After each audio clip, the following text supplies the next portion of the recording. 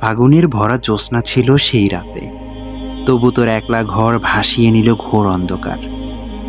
ঝিরি ঝিরি হাওয়া তোর ঘরে ঢুকে পথ হারিয়ে ফেলল। ভেসে গেলি তুই মাদক অশ্লীলতায়, ভেসে গেলি সুখ সাগরে।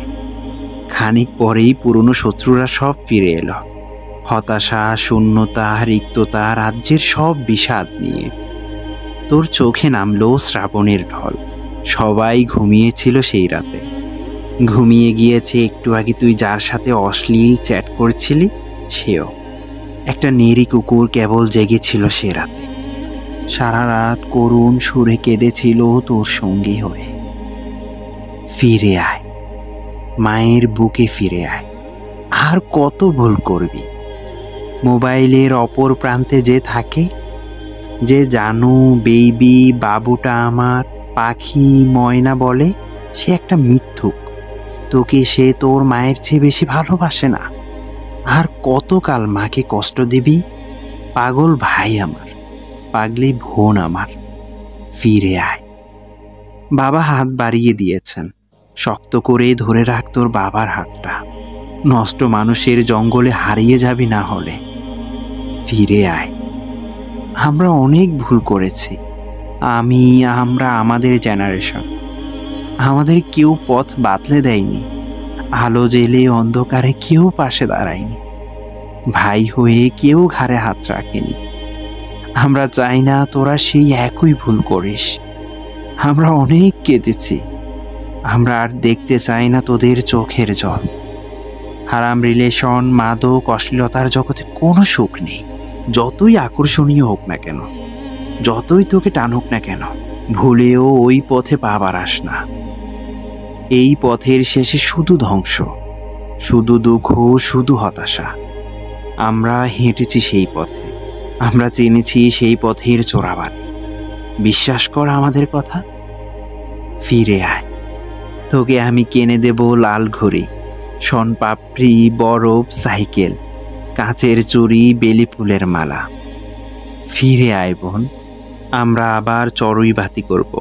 জ্যোৎস্না রাতে লোডশেডিংময় উঠোন গোল হয়ে আলাদিন আর জাদুর জিনের গল্পের আসর বসাবো। ফিরে আয় ভাই। আবার আমরা বৃষ্টিতে ভিজে ফুটবল খেলবো, শর্ট পিচ ক্রিকেট খেলবো, যত সব অদ্ভুত আইন বানিয়ে। মোড়ের দোকানের রং চাখাবো, সোডিয়াম লাইটে মোড়ানো শহরে। ঘাড়ে হাত রেখে সারা রাত আমরা হেঁটে বেড়াবো। তারপর বিরিয়ানির দোকানে গিয়ে কোপ দিব। ফিরে আয় বোন।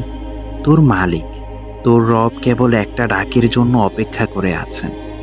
তুই তাকে একবার মন থেকে ডেকে দেখ না। তিনি তোর জীবনের সব গুনাহ মাফ করে দেবেন, মুছে দেবেন তোর সব অপরাধ। ফিরে আয় ভাই। কতকাল আর আল্লাহর সঙ্গে শত্রুতা করবি? তুই বদ্ধ ঘরে যখন নির্লজ্জতায় মেতে যাস, তার অবাধ্য হোস, তখনও চাইলেই তিনি তোর শ্বাস প্রশ্বাস বন্ধ করে দিতে পারেন।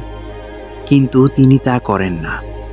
এই আল্লাহর অবাধ্য হয়ে আর কতকাল দস্যুতা করবি? ফিরে আয় বোন। আল্লাহ তোকে জান্নাতে ঠাঁই দেবেন। সেখানে তোর কোনো দুঃখ, কোনো কষ্ট থাকবে না। দুনিয়ার সব কষ্টগুলো দল বেঁধে গিয়ে বলবে, সরি, আমরা সবাই মিথ্যে ছিলাম। ফিরে আয় ভাই।